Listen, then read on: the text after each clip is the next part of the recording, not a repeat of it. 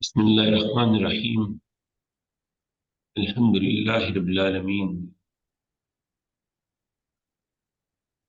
رب اشرح لي صدري ويسر لي أمري واحلل عقدة من لساني يفقهوا قولي اللهم افتح لنا أبواب رحمتك يا كريم يا الله أنت حليم كريم عظيم تحب العفو فاعف عنا اللهم صل على سيدنا محمد وعلى آله وصحبه أجمعين. Inshallah, we are going to begin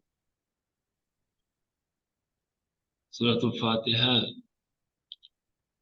And when we begin Surah Al-Fatiha, we are beginning the Qur'an one more time, and we thank Allah subhanahu wa ta'ala who has granted us this tawfiq, the ability to return to the beginning of the book. We started these classes in 2005, and we came to Surah Al-Nas last year during Ramadan, and then we did thematic studies of certain aspects of the book of Allah subhanahu wa ta'ala. And today, inshallah, we are going to start deepening our understanding of the surah, which has 25 names, according to Imam al-Suyuti. And he says, after making this list of 25 names in Al-Itiqad, that he is the first who has actually put together all of these names together. What he means is that no one before him has put together 25 names. It doesn't mean that he is the first to actually put together a list of names for the surah, because he knows, he's a great scholar, he knows that others have put together shorter lists of the names of this surah. But we are going to, inshallah, begin with his question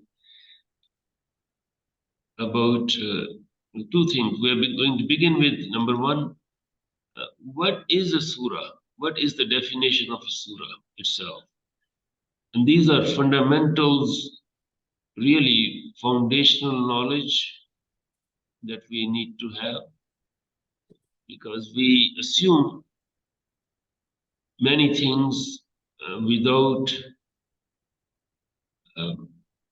really knowing what we are saying. Like everybody uses the word surah, and we assume we know what surah is, and perhaps that's not the case. It's okay, we can. So what is a surah?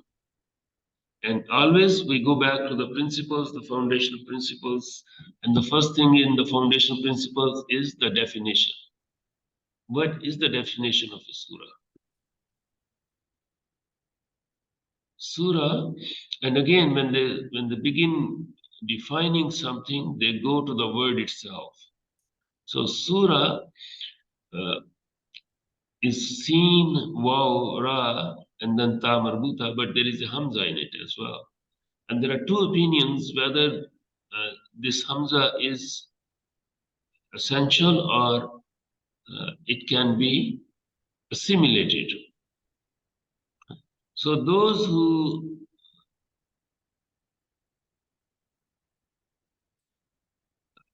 and there is a difference of opinion about the word itself.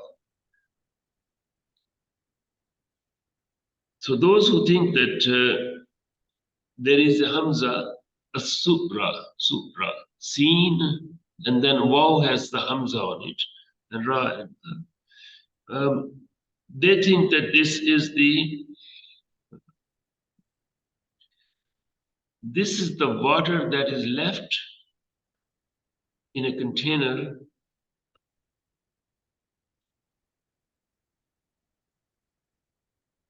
So if we drink water and there is something left in the water, that is the surah. Meaning, a surah is part of the Qur'an. So what is left behind is one part of the totality of the Quran. So that's one way of internalizing the. And those who do not consider this, they say Hamza is for taskheel. So Hamza is for taskheel, meaning it's for the ease of pronunciation. And there they say that this surah means the foundation. So because the entirety of the surahs of the Quran make the Quran. So not the foundation, but a manzil, yani a level. So if we think of 114 levels of a building, each level is a surah. Like if we think of a building, and then there are other definitions. They say that surah is actually the boundary wall around a city. Just as the boundary wall of a city encircles the city, all these surahs can be thought of encircling, and therefore the entirety of the Quran is within this boundary wall, consisting of 114 surahs. Another very fundamental aspect is that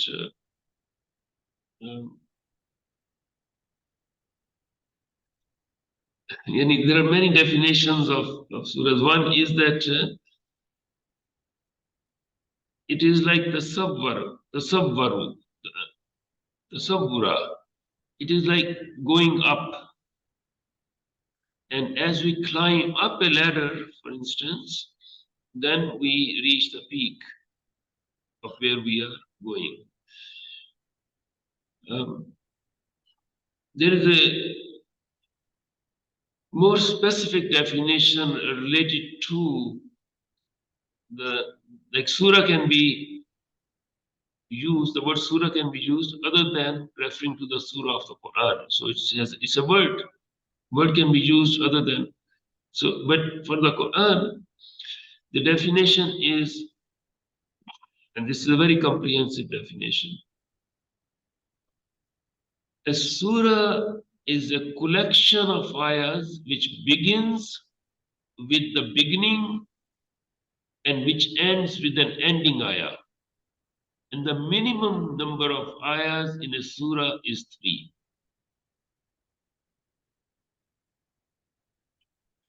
One more time. The definition of surah is it's a collection of ayahs which has a beginning, which has an ending. And the minimum number of surahs, minimum number of ayahs is 3. So anything that is less than 3 cannot be a surah.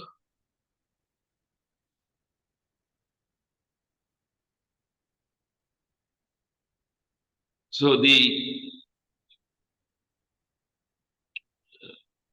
names of the surahs, this is where we are getting what is in Surah Al-Fatiha. We said it has 25 names, and the names are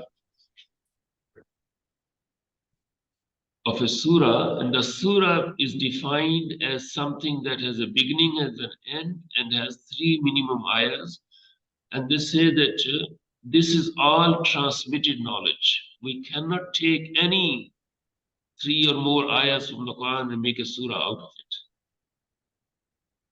Transmitted knowledge means that we know that this collection of ayahs comprises this particular surah of the Quran, and that is what the Prophet has told us. So it's not that any random person can come and say, ayah number such and such from Surah Al-Baqarah, I take that up to such ayah and make a surah out of it. See the precision in our tradition of defining the definitions. Definitions are extremely important, and definitions are also connected with names. Then the question arises about the names of the surahs. Sometimes a surah has one name, but other times it can have many names. And because if you remember our discussion on names, the Arabs thought that more names point to nobility and higher station. More names a thing or a person has, there is more nobility to it. So names are extremely important. We, we had a long discussion about names when we were talking about names of Allah subhanahu wa ta'ala. And the names should never be belittled, and they should be honored, and they should be correctly pronounced. Now, when we say this surah has 25 names, according to the list that As-Suyuti Rahimullah has, uh, how do we know that there are 25 names? Where does this knowledge come from? All of these names have to be attributed back to a chain of transmission that goes to the Prophet ﷺ or to his companions. Now, I must say that the problem with this list of 25, which Suyuti himself mentions, that some of these transmitted names are not sound to the extent that they can be fully accepted. So we have, just like we have in the hadith literature, we have the hadith of different grades, sound and weak and all those. Same thing is here, this list that, can we have the list? This list of 25 names. I'm going to share my screen as well, so you can see the list, inshallah. And there is a screen here, so you can see the list.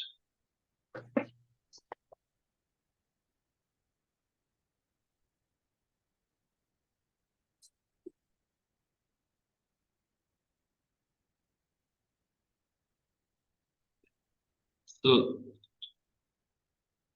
some of these names are not as fully authenticated as others. So we will begin with the Fatihatul Kitab. The first one is the opening of the book. I think it's the next page. The Fatihatul Kitab.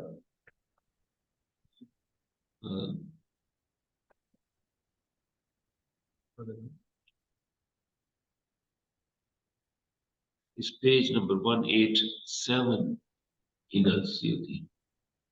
187. This is 186, next page. There. So this is good. So Fatihatul Kitab is the opening of the book. And this goes back to a hadith of Sayyidina Abu Hurairah radiallahu anhu, who says that the Prophet ﷺ said, "Hiya Ummul Qur'ani wa hiya Fatihatul Kitabi wa hiya Sab'ul Mathani." So this hadith that goes back to the Prophet ﷺ has three names in it: Ummul Kitab, Ummul Qur'an, Fatihatul Kitab, and Sab'ul Mathani. Ummul Qur'an is, and inshallah we will go into details, but let's just say the Fatihatul Kitab, because that's the first name in the list, which means the opening of the book. The book obviously refers to the Qur'an. Now you see how the Musaf itself, which is the book we have, it is not chronological. So when they say it's the opening of the book, what does it mean? This is the opening of the Musaf that we actually have in our hands right now, after it was put together. it does not mean that this was the first surah that came down, as the most accepted opinion is that this wasn't the first surah. Qur'an. What is and why is it? And this is the beauty of these names. Is mother, is translated as mother, but that is a derived meaning. Means the essence of anything. So Qura in the Quran, Makkah is called Qura. What does that mean? It means all the Qura, all the cities in this world came from Makkah. When we say means mother, we are using the word in a specific sense, but meaning all the children of a given mother come from the mother. Qura refers to Makkah, which means all the cities came out of Makkah. So Qur'an, what does that mean? This is the mother of the Quran. The Fatiha is the mother, and this is a very, very important thing to internalize, because Al-Ghazali, inshallah, we're going to go there. Imam Al-Ghazali shows how in the mysteries of Asrar al-Fatiha, in his Jawahir al-Quran, he has a chapter called Mysteries of Surah al-Fatiha, and he shows how 8 of the 10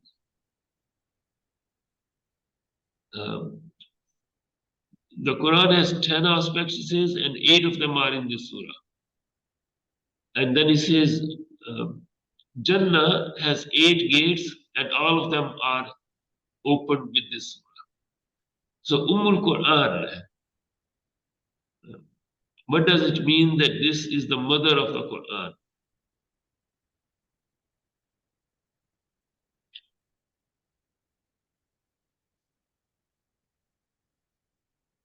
The explanations are that the entirety of the message of the Quran is in this surah. That is why this is called Quran. Everything in the Quran has come out of Surah Al-Fatiha. Remember, the other day we had, in the previous class, we had this hadith of the Prophet ﷺ. He said, Kul huwallahu ahad. Surah Al-Ikhlas is 1/3 of the Quran. And how did we understand it? We said that the Quran is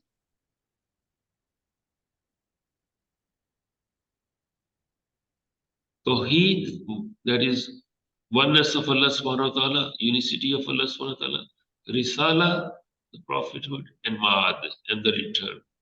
So everything in the Quran is connected either with the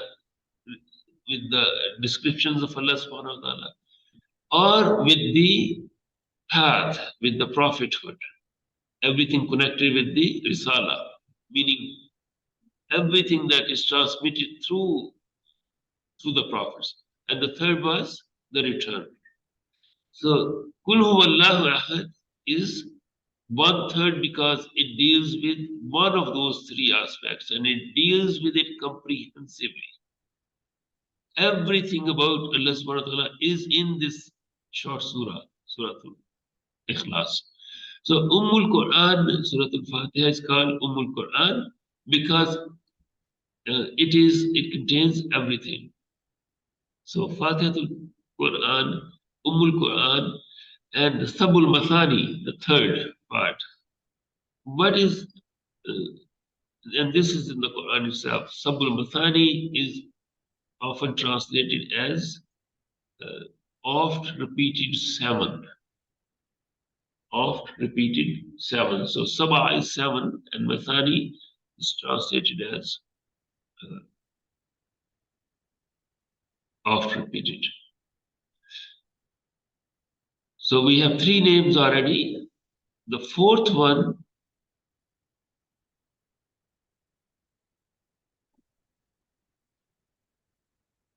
It's also called Ummul Kitab. So Ummul Quran and Ummul Kitab. And Kitab here refers to the Quran itself. So it's a variation on the word itself. Al-Quran al-Azim, hiya Ummul Quran, so wahiya al-Quran al-Azim. So this is another part of the hadith that Abu Hurairah radiallahu anhu related. Kala li Ummul Quran, hiya Ummul Quran, wahiya sabul masani, hiya al-Quran al-Azim. So the Prophet sallallahu alaihi wasallam سميت بذلك لاشتمالها على المعاني التي في القرآن. So the explanation is the Prophet ﷺ called it the Qur'an al-Azim. This one surah is called Qur'an al-Azim, the great Qur'an. This is the name of the surah because it contains everything that is in the Quran. So then we have the seventh. The other names are they are not so fully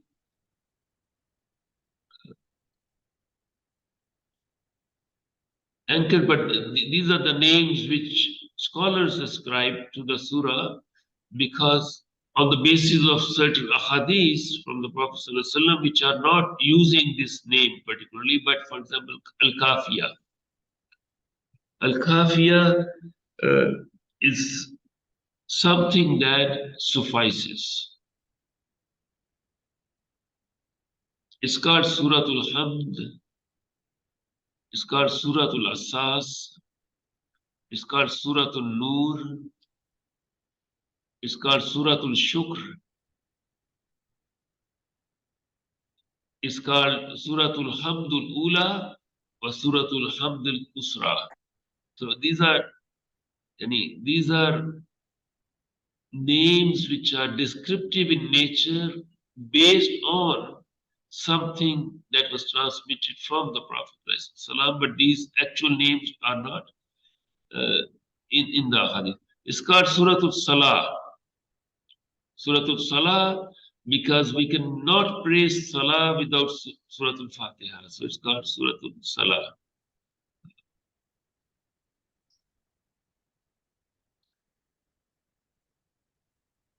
I will inshallah put the list on the class. Suratul Al-Hadi wal-Ishrun, number 21, Suratul Dua. It's the surah of supplication because we ask Ihdina Sirat al-Mustaqim. We make a supplication in the surah, so it's called Suratul Dua. It's also called Suratul Su'al. This is Fakhruddin Razi. He says that because we ask, so this is the surah of asking. So called Suratul Talim. Subhanallah. Suratul Talim. This is the surah of education, teaching. This is the surah of teaching because Allah subhanahu wa ta'ala has taught everyone how to ask and what to ask. What do we ask in the surah? Ihdina Sirat al-Mustaqim. And then the rest of the asking. So now we go to, again, as I said, I'm going to inshallah put the list on the class website, but we go to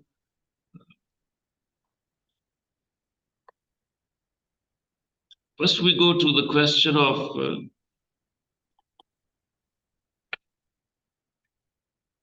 the greatness of this surah.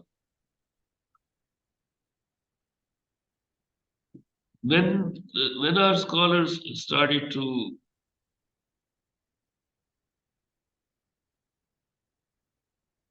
in all tafasirs, we have some indication of each when the surah begins, specific characteristics like Yasin, for instance, is the qalb of the Quran, is the heart of the Quran. Then the Imam Ghazali, he says that في كيف يفضل بعض آيات القرآن على بعض. And is it even valid to say that this surah is greater than that surah.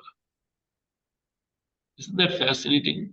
When they are grading, they are they are they are providing specific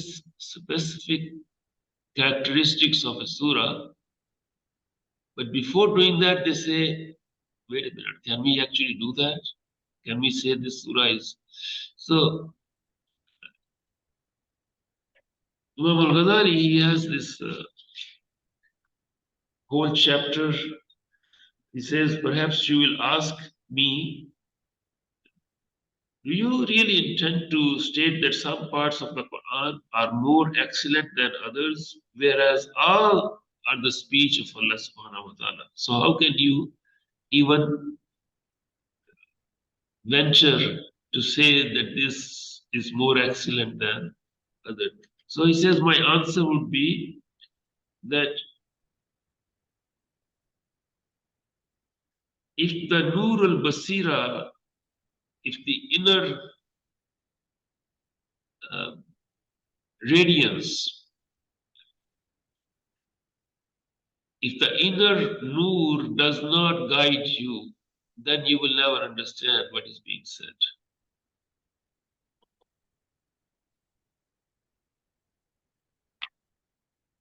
Don't you know that Ayatul Kursi and the Ayatul Madaniyat, the ayahs that deal with the transactions and the loans, they are at a different level. Don't you know that Suratul Ikhlas and Surah Tabbat, Yada Abi Lahab Matab are at different levels? Don't you know that the Prophet ﷺ himself taught us that Ayatul Kursi is Sayyida Ayal Qur'an, that the Ayatul Kursi is the leader, the head of the ayats of the Quran. Didn't he tell us that Yasin is the Qalbul Quran? Didn't he say that Kul Huwallahu Ahad is Tadilu Sulus al Quran is equal to the 1/3 of the Quran? So just ponder over these. I'm not making it up.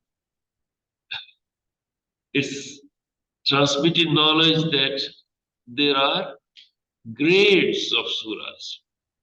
And then he says, okay, if you have understood this, then let's go to the mysteries of Surah Al-Fatiha. Mysteries of Surah Al-Fatiha. So he has a chapter in Jawahir al-Quran, Fi Asrar al-Fatiha, in the mysteries of Fatiha. وَبَيَانُ جُمْلَةٍ مِّنْ حِكَمَ اللَّهِ فِي خَلْقِهِ, and the explanation of how it comprises 8 of the 10 valuables ala thamaniyat manahij of the Quran. So when you have considered, you will find that the surah of the opening, despite its shortness, comprises 8 thamaniyata manahij.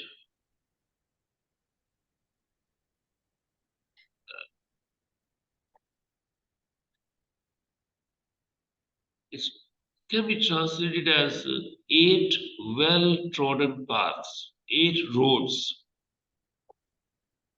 Surah Al-Fatiha consists of 8 roads.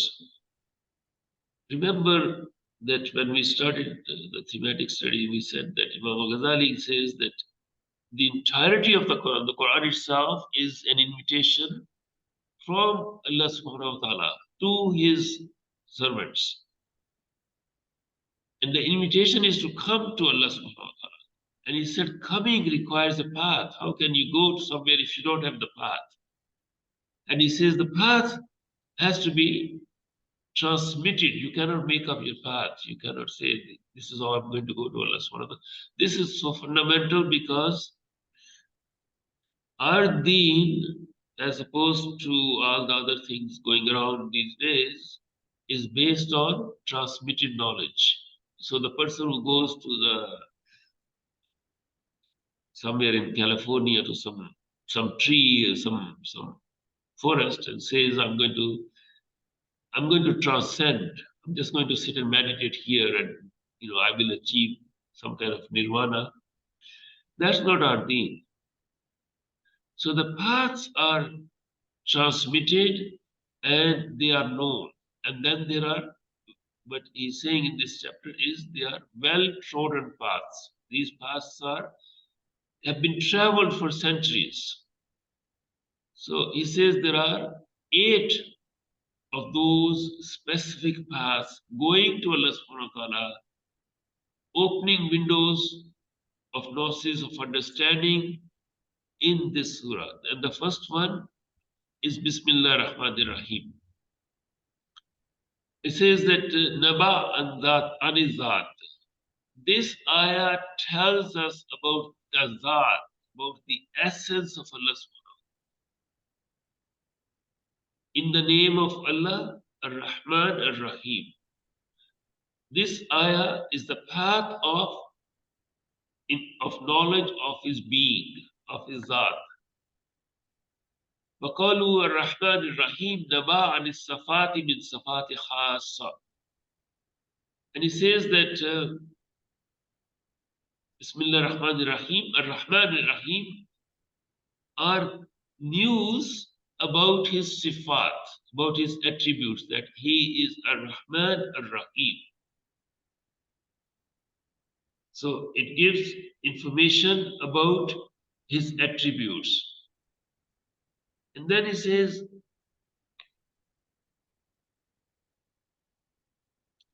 why would Allah subhanahu wa ta'ala use Ar-Rahman Ar-Rahim in this surah?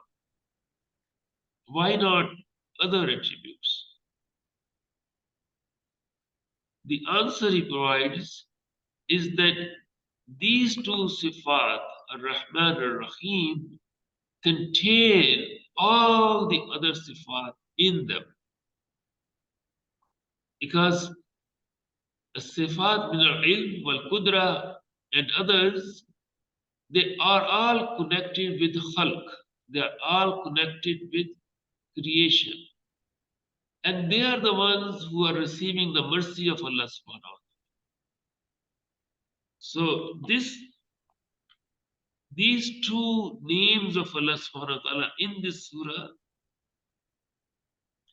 is connected with the creation, the entirety of creation, and the entirety of creation is in need of the mercy of Allah subhanahu wa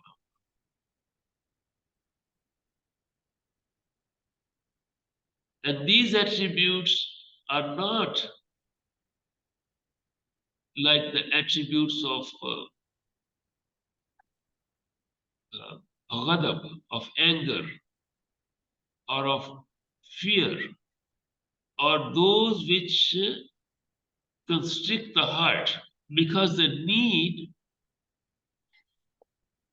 of the creature is to have mercy and openings. And the surah is called the surah of opening. So Ar-Rahman Ar-Rahim. Alhamdulillah Rabbil Alameen. He says, Alhamdulillah Rabbil Alameen has 2 aspects. The first is Alhamd, which is a shukr. And this is ذَلِكَ أَوَّلُ الصِّرَاطِ الْمُسْتَقِيمِ. And this is the first station of the straight path. So when we translate this surah, how do we translate? All praise belongs to Allah subhanahu wa ta'ala. Alhamd is translated as praise. But it consists of 2, not just praise, but also of shukr. Alhamdulillah Rabbil Alameen is all praise belongs to Allah subhanahu wa ta'ala, and all shukr, all gratitude belongs to Allah.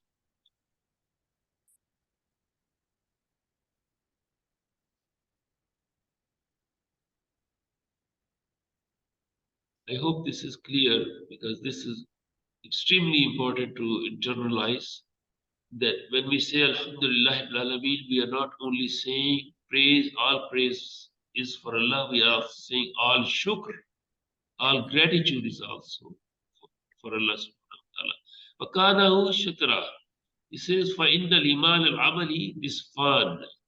The practical iman is divided into two halves. One half is sabr and the other half is shukr.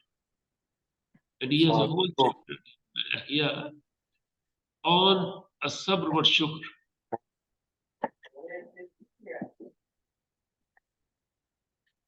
A sabr and a shukr.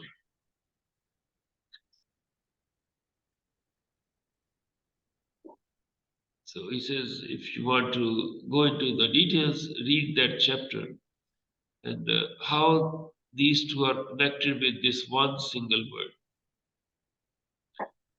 وقوله رب العالمين الحمد لله رب العالمين. We say الحمد لله رب العالمين. He is the Rabb of Alameen. When we did, I think the Basmallah, we had Rabbul Alameen, Bismillah Rahman Rahim. No, we had in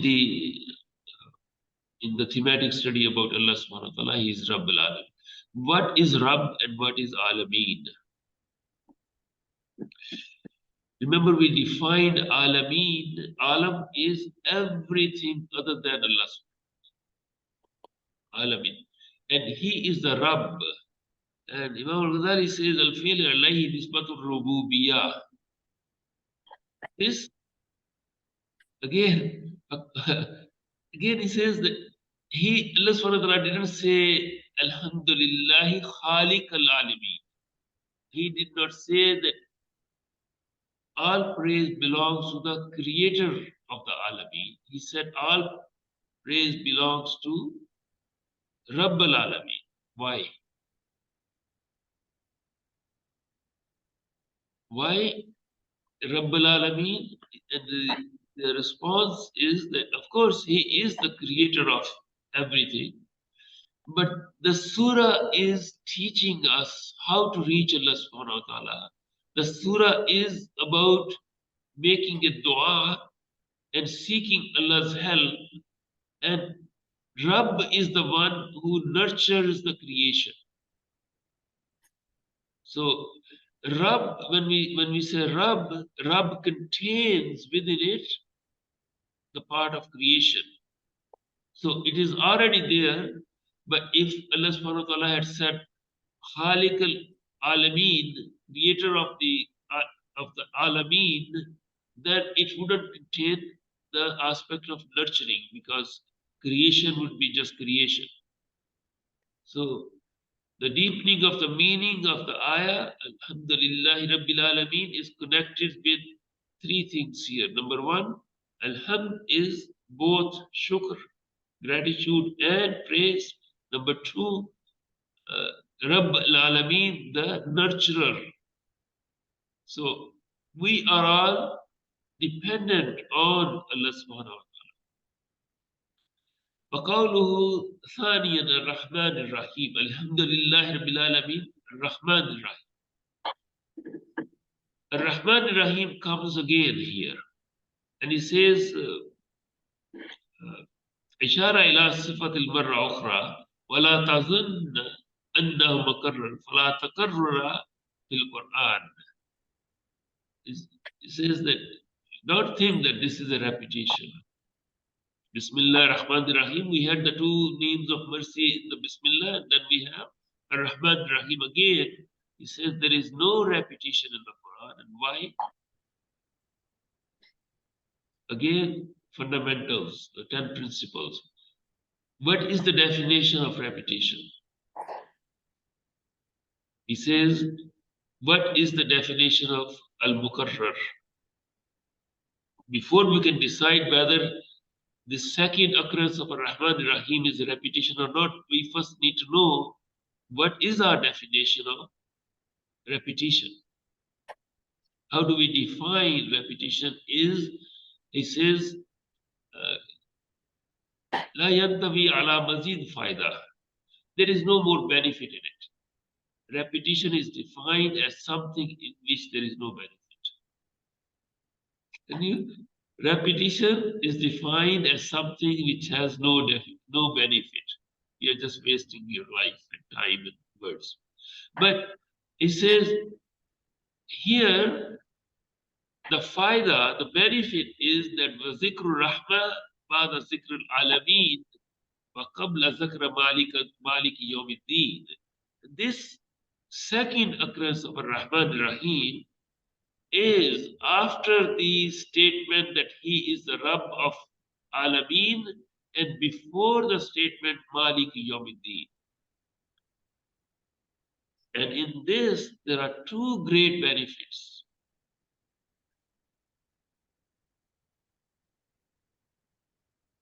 In this, there are two great benefits.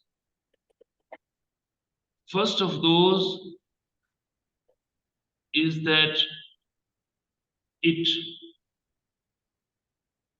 takes us,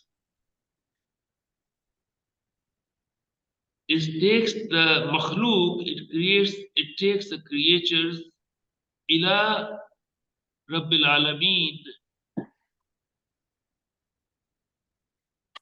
It takes us to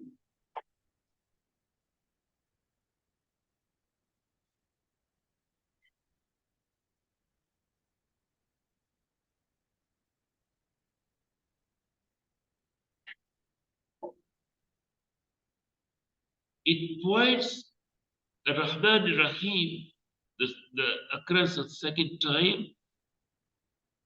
How to explain it? You see, what he's saying is that it is mentioned after Rabbil Alameen and before Maliki Yawmiddin, the second. Alhamdulillah Rabbil Alameen, Ar-Rahman Ar-Rahim. He says that because this second occurrence of Ar-Rahman Ar-Rahim is in between, it is sandwiched between Rabbil Alameen and Maliki Yawmiddin, it opens our gaze towards both what is mentioned before and what is mentioned after. And what is mentioned before is that he is the Rabb of the Alameen. He is the nurturer, sustainer of everything that has been created. And what is pointed below it, after it, is that he is the Maliki Yawmiddin. That he is the Malik of Yawmiddin. Is that clear? And then he's going to go into both of these realms. And that is the beauty of looking at Ar-Rahman Ar-Rahim. When we recite Ar-Rahman Ar-Rahim, and if we know that we are looking towards the entirety of the creation on the one hand, and to the Maliki Yawmiddin on the other hand. Everything is contained in it because he is the owner and the Malik of the day of recompense. The first gaze is towards what's here, what we see, and the second gaze is what is going to come. Both of these realms are contained in these two names of mercy. And this is where he takes a side step for a whole page of discussion about, we mentioned this before, but I'm just going to very quickly go through it one more time. The first one is that is in the khalq of Rabbil Alameen, in the creation of Rabbil Alameen, and he says, فَإِنَّهُ خَلَقَ كُلَّ وَاحِدًا مِنْهُمْ عَلَى أَكْمَلَ أَنْوَاعِهِ أَفْضِلَهَا وَآتَاهُ كُلَّ مَا يَحْتَاجُ إِلَيْهِ. He created every single thing in one go, and he gave every single creature what it needed to exist, and he sustains them. This is a fundamental difference between the Quranic worldview of creation, everything that exists, and the non-Quranic worldview, meaning that Allah subhanahu wa ta'ala did not just, it's not the clockwork of Newton's universe. Somebody just created it once and then now it's just going on its own. It needs to be sustained. Every single existent thing has a living connection with the Creator all the time. And it says that when that connection breaks, the thing perishes. Nothing can exist without that living connection. Have you not seen? It says, أصغرها البعوضة والذباب والعنكبوت والنحل. It says that the smallest of those creatures that Allah subhanahu wa ta'ala has created, like the mosquito, the fly, the spider, the bee, and the greatest, like the cosmos, the huge,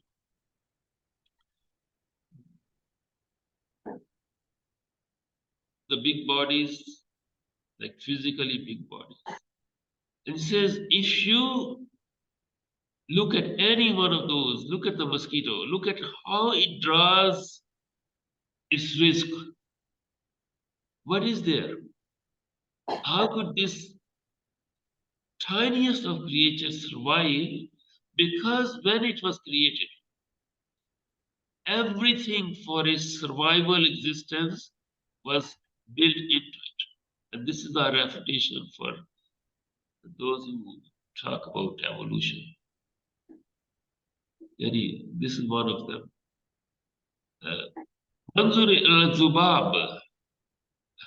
Then just as I said, this is a side note that he has in the chapter on Israr of the mysteries of Surah Al-Fatiha, talking about the mosquitoes and the flies and the spiders and the bees. And he goes into the details of every one of these to some extent to point specifics about the probe that the mosquito has and the sharpness granted to it. Like, how can it pierce the skin? And then the famous example that we talked about several times about the bee. Why would it make hexagonal structures and not the circle or the square or the triangle? And what is the and the ankabut, the spider. So after we have discussed this, because we want to focus on Surah Al-Fatiha, we have already discussed the other parts.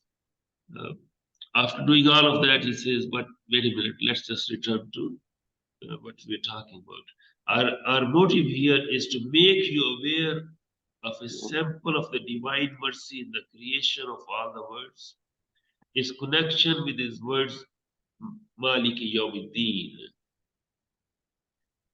So, having looked at the one direction, which was Rabbul Alameen, he is now taking us through the other direction, which is Maliki Yawmiddin, which is the next ayah. He is the master of the day of Deen, Maliki Yawmiddin. We were talking about translations a while back. How do you translate Deen, Maliki Yawmiddin? So we need a word in English for Deen. Malik, he is the master, he is the owner. Malik. How would we translate Deen?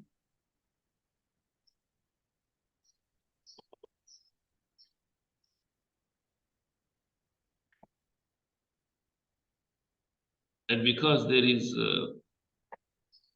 are variant readings of Malik, so the discussions in Tafasirs also go into those variant readings and how all of them essentially mean the same. And وَذَلِكَ مِنْ صَفَاتِ الْجَلَالِ, These are the sifat, Jalali sifats. So, how would we translate Deen? Is the day of judgment, the day of recompense, day of accounting, uh, day of accountability. Isharatu ilal akhirati fil ma'ad. And he says that this is pointing towards al ma'ad, to the return. Maliki yawmiddin.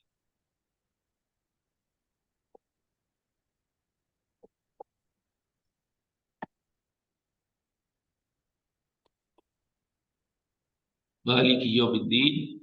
He is the owner, the master of the day of Deen. The judgment has a, I don't like judgment. It's got limitations and it's got some negative connotations because judgment is normally it has negative connotations. We know what the day is of reward and punishment and accountability, and like it's the day of recompense. Perhaps that's it. We can better word. وَقَوْلُهُ إِيَّاكَ نَعْبُدُ وَإِيَّاكَ نَسْتَعِينُ. And this ayah, إِيَّاكَ نَعْبُدُ وَإِيَّاكَ نَسْتَعِينُ, يَشْتَمِلُ عَلَى رُكْنَيْنِ عَظِيمَيْنِ. This ayah has two great rukn, two pillars, two great aspects. And the first of these, إِيَّاكَ نَعْبُدُ وَإِيَّاكَ نَسْتَعِينُ, is that العبادة مع الإخلاص بالإضافة إليه خاصة، وذلك هو روح الصراط المستقيم. كما again he is constantly referring to Ihya, in which he has a book Al-Sidq wal-Ikhlas. إياك نعبد وإياك نستعين. You alone we worship, and you alone, and from you alone we seek nasta'in, we seek help. إياك نعبد وإياك نستعين. He says that with the sincerity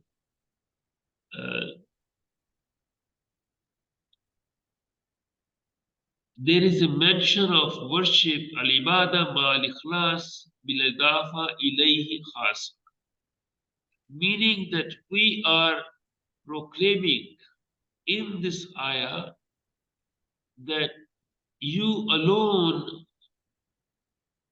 we worship with sincerity.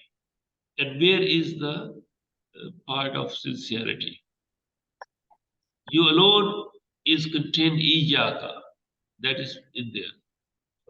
It says that the ruh, the essence, the spirit of the straight path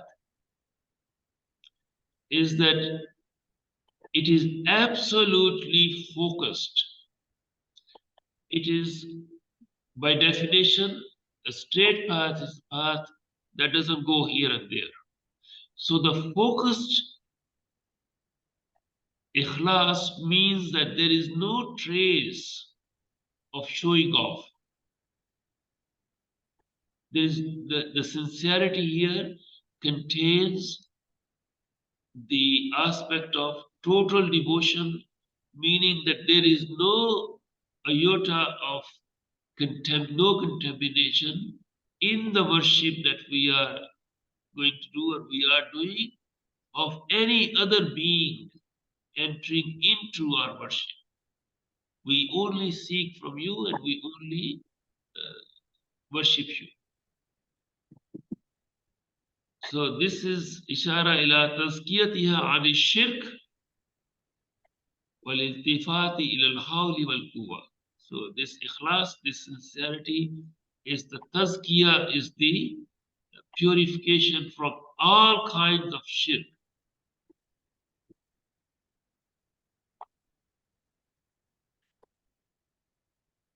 وقوله اهدنا الصراط المستقيم سؤال والدعاء. This is an asking and is a supplication. اهدنا الصراط المستقيم. وأما قوله صراط الذين أنعمت عليهم until the end of the surah.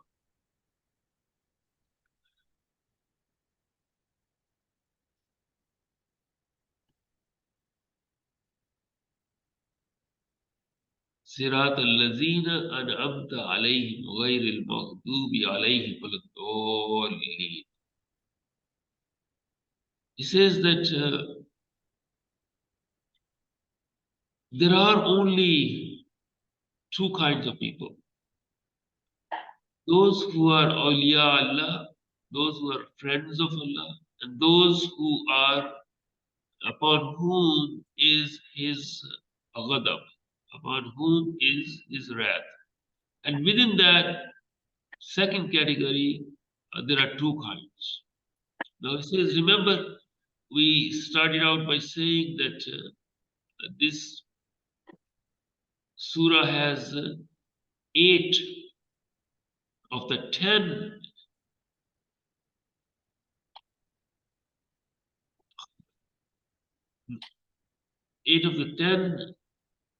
paths. They use the word miraj.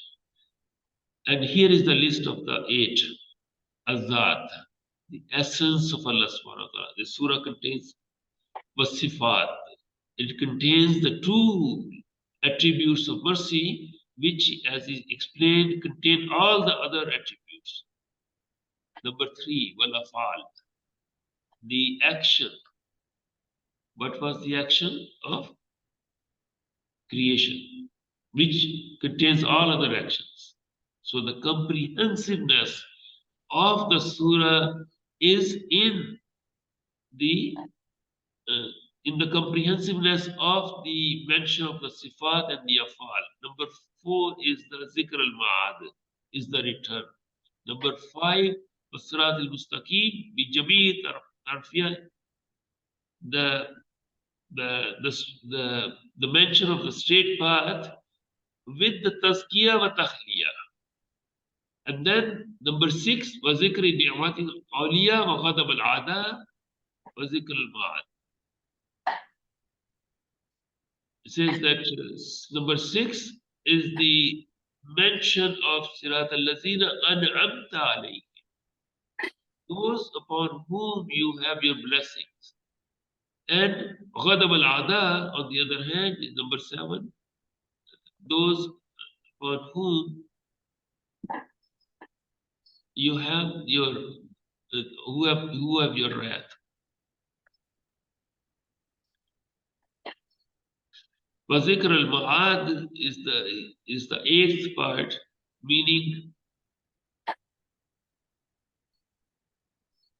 the Sirat al-Lazina anamta alayhim ghayr al-maghdubi alayhim al-dhalin. So there are two parts of the dhalin and maghdub. There was a question that was going to stop here. There was a question that was asked before the class. That question, very important. The question was asked, Sirat al-Lazina an'amta alayhim ghayr al-maghdubi alayhim al-dhalin. The surah ends with the negative statement. غَيْرِ الْمَغْضُوبِ عَلَيْهِمْ وَلَا الضَّالِّينَ, like not the path of those upon whom you have anger or who have incurred your wrath. Why? Why is the end of the surah on a negative statement? We don't, اهدنا الصراط المستقيم, guide us to the straight path. Sirat al-ladhina an'amta alayhim. So first the path is defined as the path of those upon whom you have your ni'mah. Why didn't it just end there? It's a very fine point.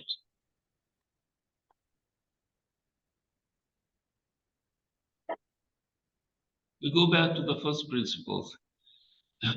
This Ibn Furak, who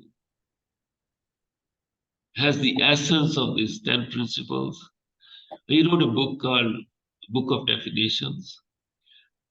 And in the Book of Definitions, it's an alphabetical list of definitions. There is a definition of the definition. What is the definition of definition itself? And he says that definition of a definition is that something that bounds, because remember the had, which we are translating as definition, is a boundary. So the definition of a definition is that you have to have two boundaries. You cannot have just one boundaries because there is unending opening on the other side. In order to define something, we have to contain that something within a boundary. Like if we say this is a masjid, right? So you enter from one side. So that is now you have entered the masjid. But if there is no other wall on the other side, then where is the end of this masjid? There is no end. So in order to contain everything, we need to have a boundary. The boundary of Sirat al-Lazina an'amta alayhim is only one side. We are seeking the path of those upon whom you have your ni'mah, but we need to exclude what we are not seeking. Only then the supplication will be complete. Is that clear? The exclusion is as important as inclusion.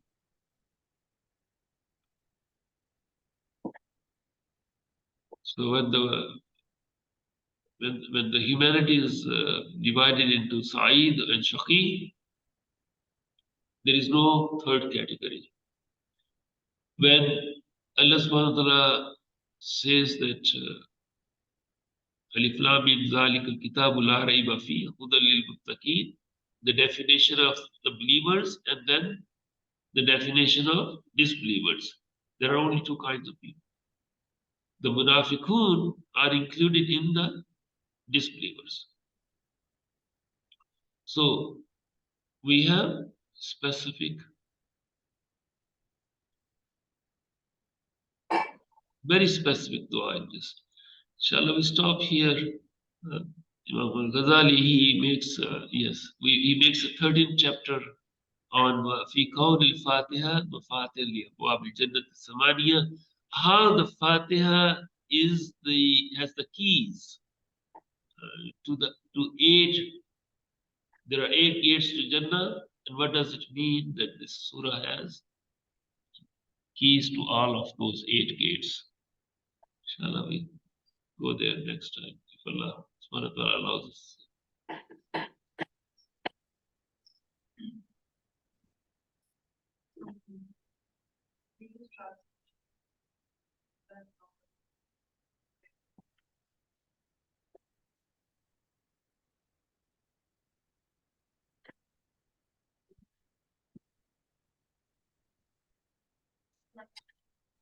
So many evil things in the world. So why these translations much?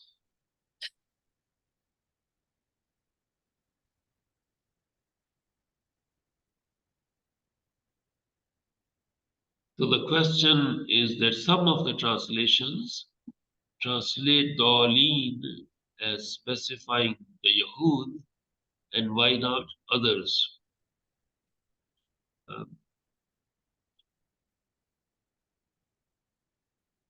Just from the point of translation, translations which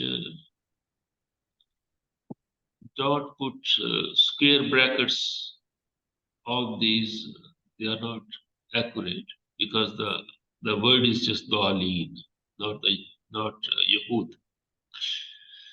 Nevertheless, the explanations are there in all the tafsirs because of the hadith from Sayyidina Adi, who asked the Prophet ﷺ, who are these Da'aleen and who are the Maghdub?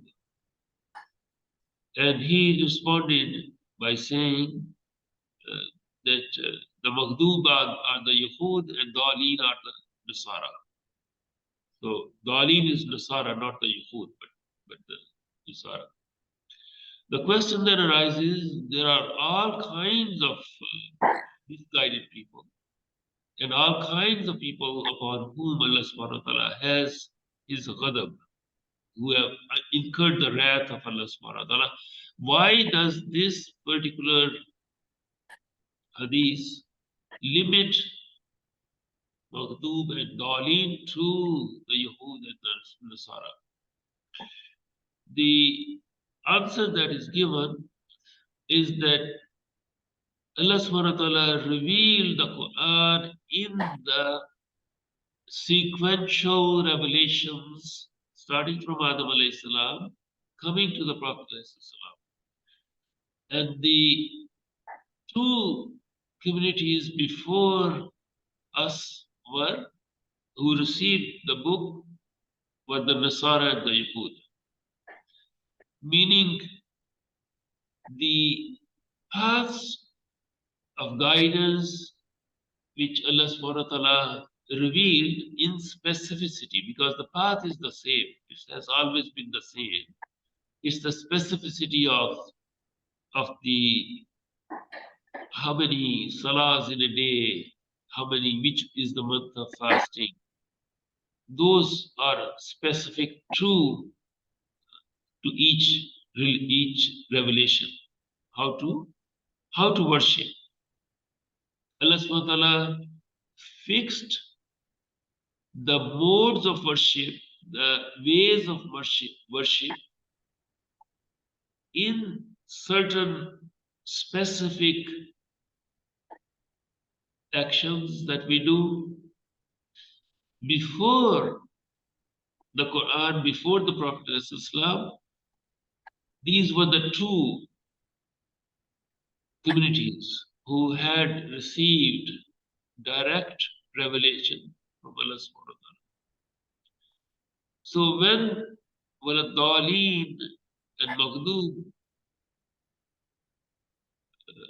in this particular case are mentioned to be the Yahud and the Nasara, it does not mean that there are not other Maghdub and other Daleen which would come later on. It just means that they are included in this because of the revelation that came to them. Is that clear? Any other question here or in the chat? I'm going to stop sharing it. If there are any questions, you can put it on the chat. If not, then we inshallah finish.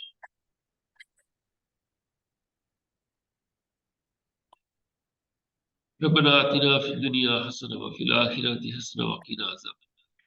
يا الله أنت حليم كريم عظيم تحب العفو فاعف عنا يا كريم.